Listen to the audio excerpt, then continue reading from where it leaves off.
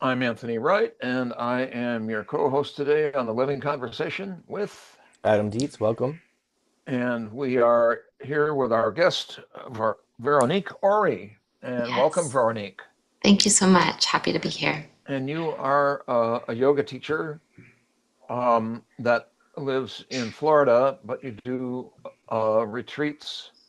Um, I'm curious about how did you come to yoga? And Mm-hmm. what is yoga? I mean, everybody knows about like downward dog and full lotus position, and but it's so much more than that. It sure is. Yeah, it's wild when I was initially telling the story of how I came into the yoga practice.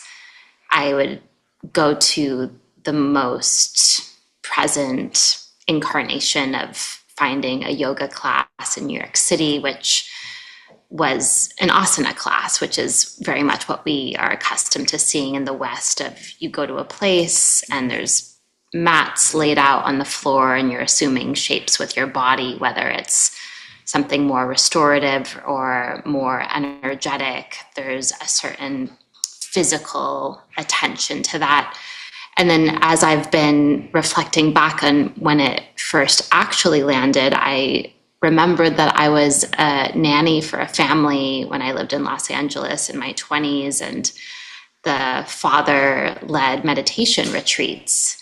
And I remembered, oh, right, that was actually my entry point, was a silent retreat at the Esalen Institute in Big Sur, California. And That's nice. it was so fantastic. I felt it to be so liberating. Walking meditation, seated meditation, silent meals. I felt even my 20-year-old brain was just so liberated by, oh, all I need to focus on is my breath and this moment, or, this thing that I'm eating. And then it wasn't actually until many, many years that I put that together. And so it was really illuminating because the physical practice actually was always very intimidating to me. I had actually tried to go to classes when I first was living in Los Angeles, and I remember I had an experience maybe in my mid-20s where a friend brought me to a class and I thought I did okay. And then the teacher came up to me afterwards and he said, oh, actually, the beginner class is at a different time. And I was so embarrassed. And then I was like telling that story for many years of, oh yeah, I didn't feel welcome. Mm. And then of course, right, in the years that follow, why should I be offended that he was asking me to go to a beginner class when in fact I was a beginner?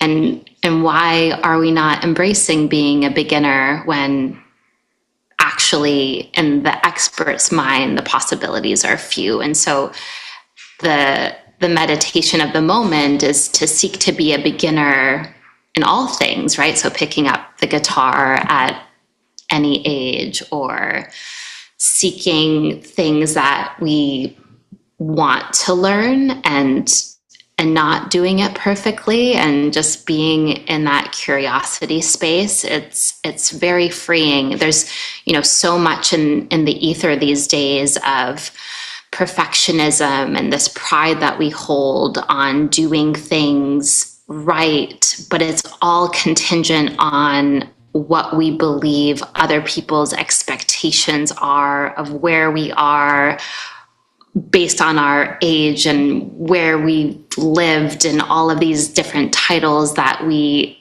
grasp onto in a way that contextualizes our expertise in any given space. And so as I've moved through the yoga practice, through meditation, through the physical practice, there's so much in the philosophical practice and these different mind meals of who am I? What are we doing here? Right? All of these large questions that maybe don't even need an answer, but in the inquiry of it, of what can we open up in in the space that's beyond what we can understand with the senses. And that's just really awe-inspiring, where we can let go of, okay, I'm experiencing this in this physical body. However, what I think is true, let me question that and maybe start to parse out truth versus opinion. Do I believe this based on my previous information that I've been given, or is that malleable? Is that something that can shape shift over time?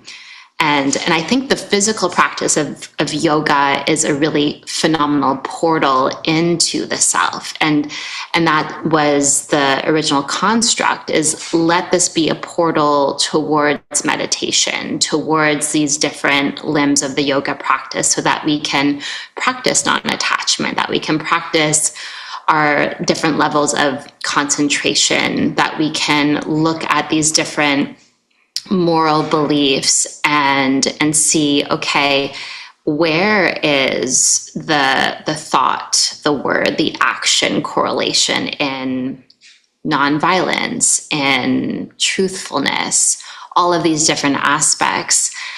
And we get to play with those edges. I think there's been this over sense of comfort in modern life. A lot of us have the ability to set our thermostat to a certain specific temperature, or whatever the comfort level is that you're in, depending on where in the world you're tuning in from.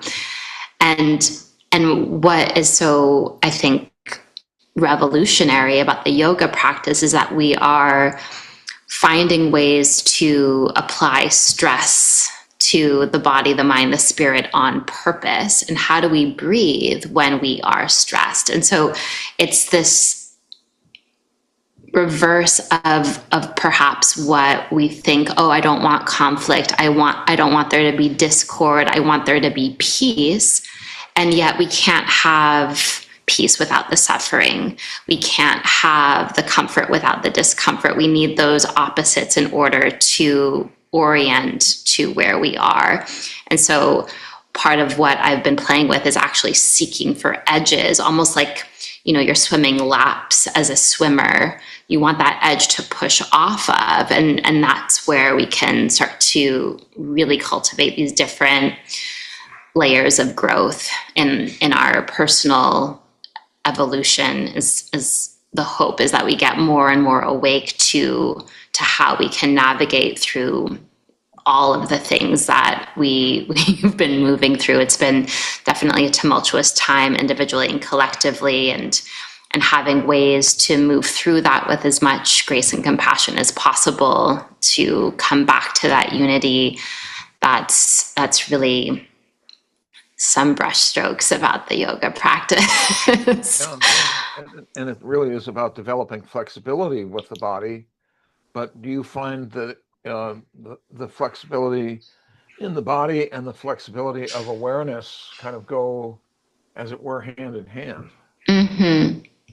Yeah, it's wild. So a lot of the time when someone learns that I teach yoga, the number one objection is, oh, I can't do yoga because I'm not flexible. And really, that's the reason to practice. We're actually all born very malleable, flexible beings. Like if you've ever seen a baby, I've never seen a baby that's like with tight hamstrings, you know what I mean? We learn these things as we age, and there's actually a lot of research to show that the things that we do physically before puberty sort of indicate the amount of malleability that we have in our body in adulthood, which isn't to say that it can't change. I've definitely had clients where when I started practicing with them, they weren't able to, when they're laying down on their back, to put their arms on the ground because there's so much built up in the shoulders, for example, or, in the yoga practice, easy seat, which isn't easy for many of us to sit on the floor cross-legged. That can be very painful for most people.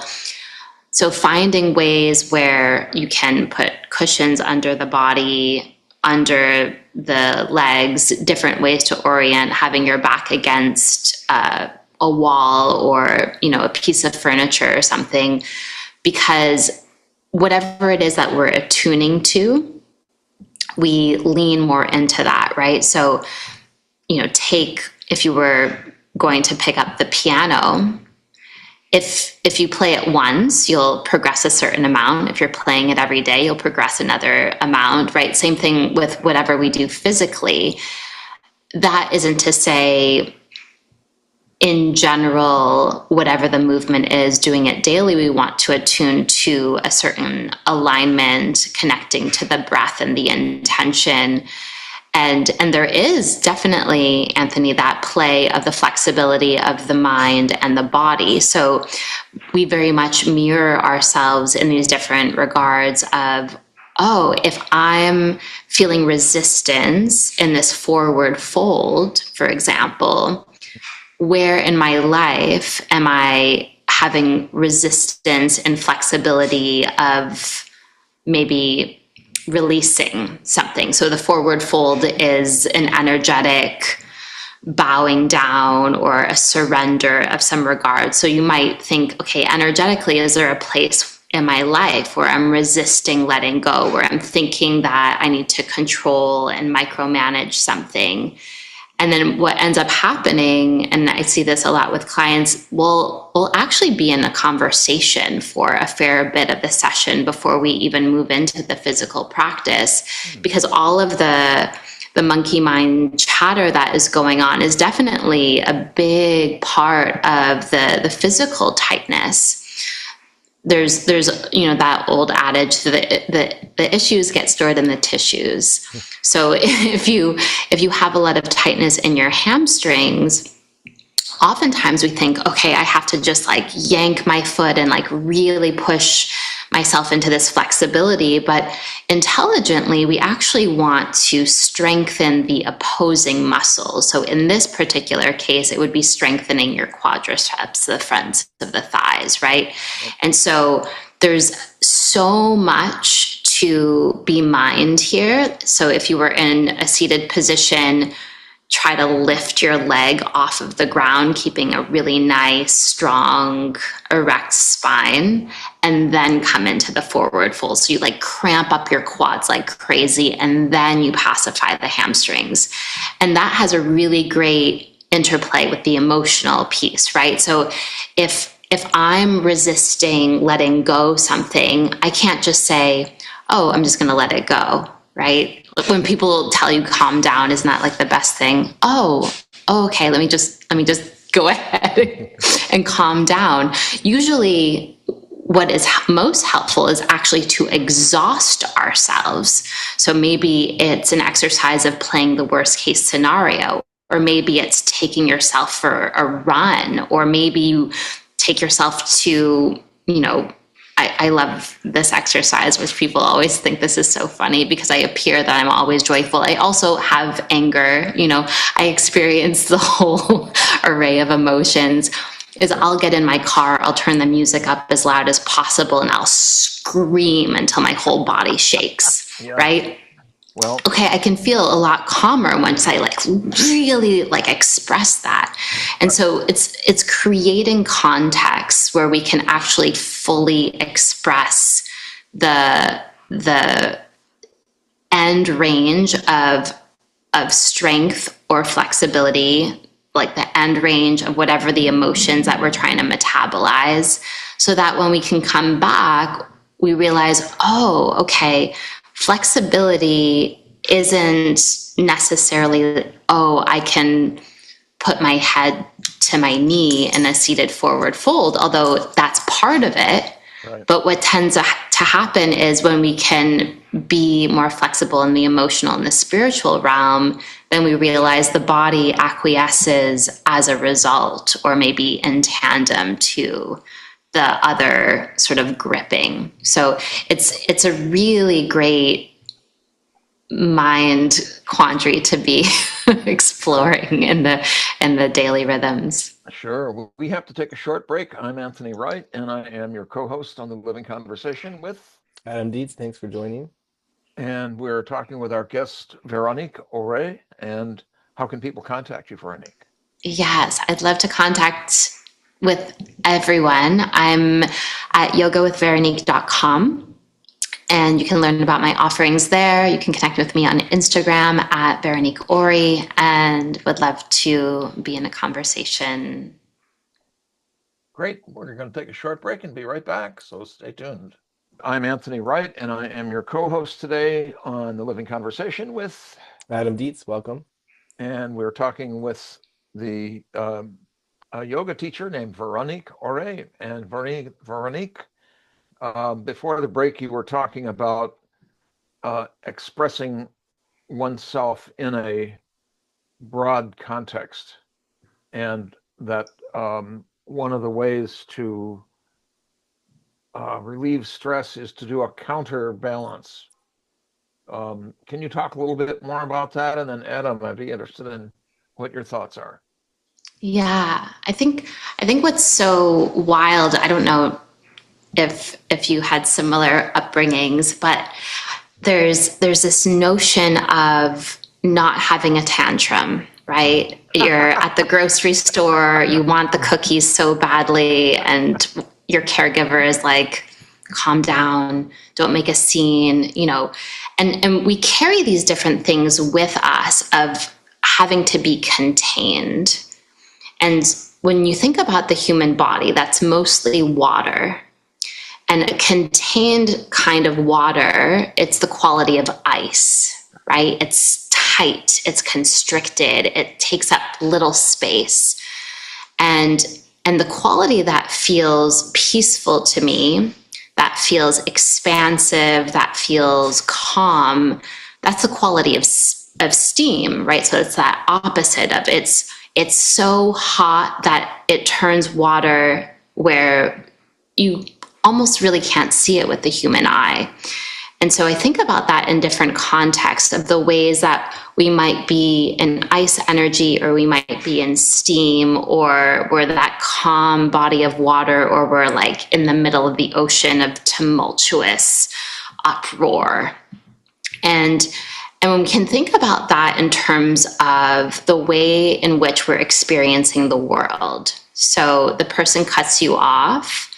How are you expressing your water energy? How would you like to express it? And sometimes we almost have to play those extremes to be able to feel it on a very granular level of, okay, do I want to, roll my window down, scream at this person, make a big scene? Do I want to, in the middle of the grocery store, they don't have the thing that I came for, like throw myself on the ground and have a big tantrum?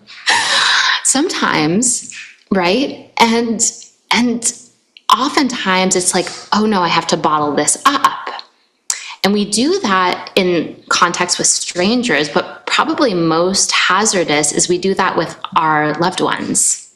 We do this in romantic relationships. We do this with our parents, with our kids, with whoever it is that we actually love, with our hearts and our souls.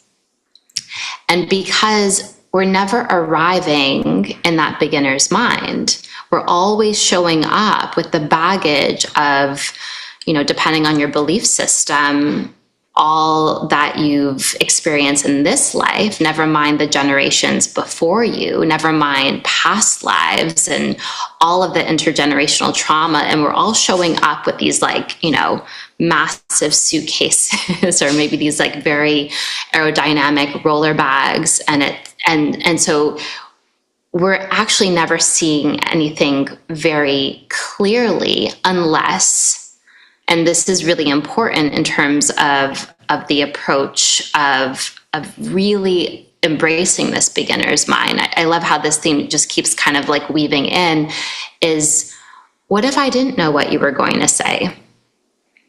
What if I didn't know what my limitations were? What if I didn't know that I could do this or I couldn't do that, or where I would live next week. What if all of these things are actually very temporary and moment to moment, hand to heart, connection to the breath, to spirit? There's that space of steam-like energy where I think of that as like you have your own superhero cloak where the things are happening, but the reactivity is minimal. Not to say that you're not affected by anything. Certainly, we all have our edges, and depending on, if we've eaten recently or we've moved our bodies, we've connected to nature, if we're in the northern hemisphere in the dead of winter, right? There are different things that we are kind of pushed to our edge, and yet are we allowing for sacred space to tend to the practices that actually resource us, so that when we arrive to whatever it is, that we are sharing love and compassion and grace in that space. Yep. Adam. So many things are coming up. It's very interesting what you're saying, and it really aligns with different philosophies. Socratic philosophy, that you know nothing, Zen mind, beginner's mind, or some things that we go over in our podcast here and there. And it also reminds me of when we're first introducing critical thinking to 101 students. And, part of it, 1/3 of the class for me was a textbook. And the textbook saying the reason why you choose critical thinking is so you can consciously make a good argument in your mind where you're choosing these beliefs, where you're choosing to respond in a certain way. So as you're speaking right now, one of the biggest things that's coming up for me is that, yes, we're complex. We could have this element of spiritual bypass almost, where we want to have a Zen mind, beginner's mind. We want to show up with compassion, but we're complex. We had a previous episode just a few weeks back where anger was coming up, and it was like this. There's certain situations that are going on in society that actually kind of call for a righteous anger. And the idea was, okay, we can't just bypass that. We have to channel that, constructively, because it was with a therapist, so we really needed to have some therapy around that.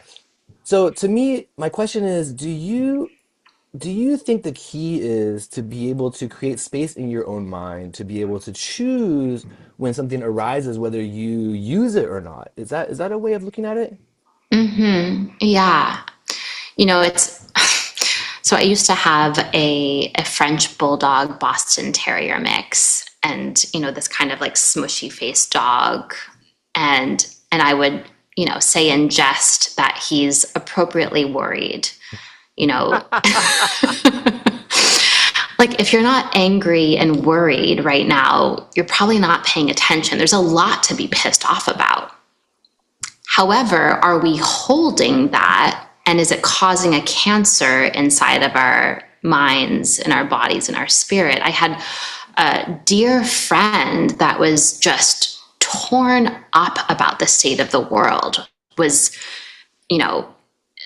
Marriage was not doing well, work wasn't doing well.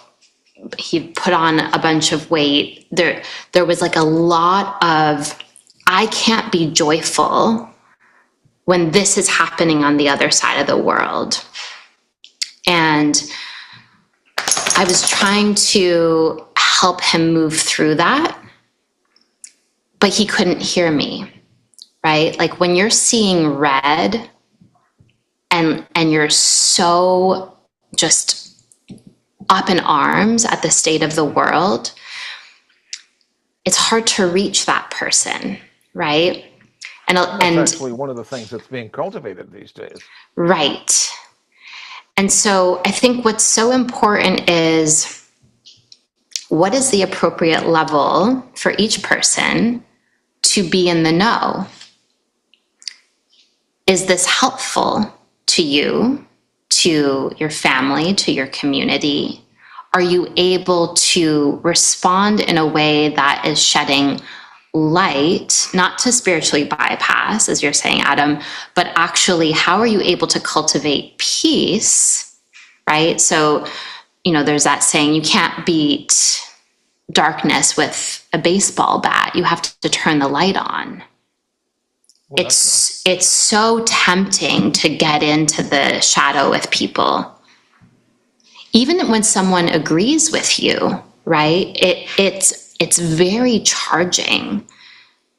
And so what I recommend for anyone who's sensitive to this is to titrate what you're taking in a dosage that you're able to metabolize, right? Like as if you had like a drip of media that you could dose, yeah.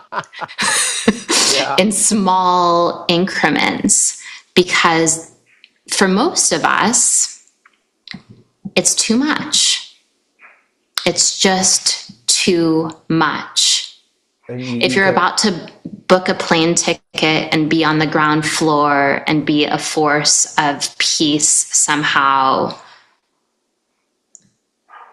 and you need this information in order to act in a way that's helpful. But if you're taking in and you're in a state that is hazardous, which we can only discern that for ourselves, right? Is this affecting your ability to experience joy? Is this affecting your experience to experience pleasure? Because people are suffering and people will suffer, historically, my prayer is that we can end suffering. My prayer is that we could have peace and harmony for all living beings.